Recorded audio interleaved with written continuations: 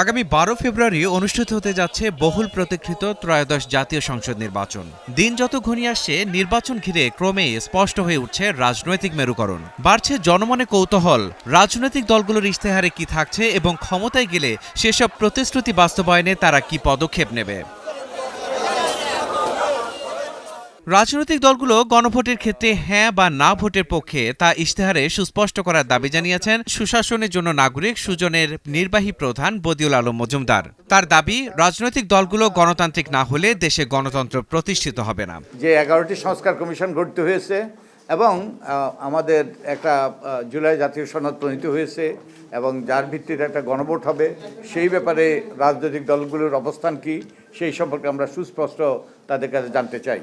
এবং বিশেষত যে 11টি সংস্কার কমিশন অনেকগুলো সংস্কার প্রস্তাব করেছে, এগুলো তাদের নির্বাচনী ইশতেহারে কীভাবে প্রতিফলিত হয়েছে আমরা সেই সম্পর্কে জানতে চাই। শনিবার রাজধানীতে সুজন আয়োজিত এই সেমিনারে নাগরিক ভাবনাগুলো তুলে ধরা হয়। সেমিনারে মূল প্রবন্ধ উপস্থাপন করেন নর্থ সাউথ বিশ্ববিদ্যালয়ের অধ্যাপক AKM ওয়ারেসুল করিম। তিনি দুর্নীতির বিরুদ্ধে কার্যকর ও প্রাতিষ্ঠানিক লড়াইয়ের প্রয়োজনীয়তার কথা উল্লেখ করে দুদককে সাংবিধানিক প্রতিষ্ঠান হিসেবে স্বীকৃতি দেওয়ার দাবি জানান। নির্বাচনকে সামনে রেখে বড় দলগুলো ইতিমধ্যে কমপক্ষে 3টি জোট গঠনে উদ্যোগী হয়েছে। যদিও এ জোটগুলো আদর্শিক জোট নাকি নির্বাচনী সমঝোতা তা নিয়ে জনমনে প্রশ্ন রয়েছে। তবে নির্বাচন যতই ঘনিয়ে আসছে ততই দল ও জোটগুলোকে নিয়ে জনগণের আগ্রহ বাড়ছে। জনগণ জানতে চায় নির্বাচনে জয়ী হলে তারা কি করবেন, কিভাবে করবেন এবং কখন করবেন।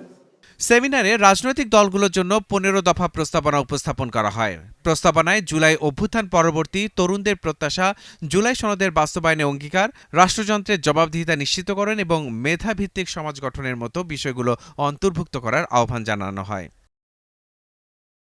রাজনৈতিক দলগুলোর ইশতেহার প্রকাশের পর সুজনের উত্থাপিত এসব নাগরিক ভাবনা কতটা প্রতিফলিত হলো সে বিষয়ে পরবর্তীতে বিস্তারিত পর্যালোচনা প্রকাশ করবে সংগঠনটি। এই সংস্কার প্রস্তাবগুলো কোন কোন বিষয় তারা তাদের নির্বাচনী ইশতেহারে অন্তর্ভুক্ত করেছে, কি অঙ্গীকার করেছে, যাতে মানুষ জেনে শুনে বুঝে ভোটাধিকার প্রয়োগ করতে পারে। মাহাদি হাসান, স্টার নিউজ, ঢাকা।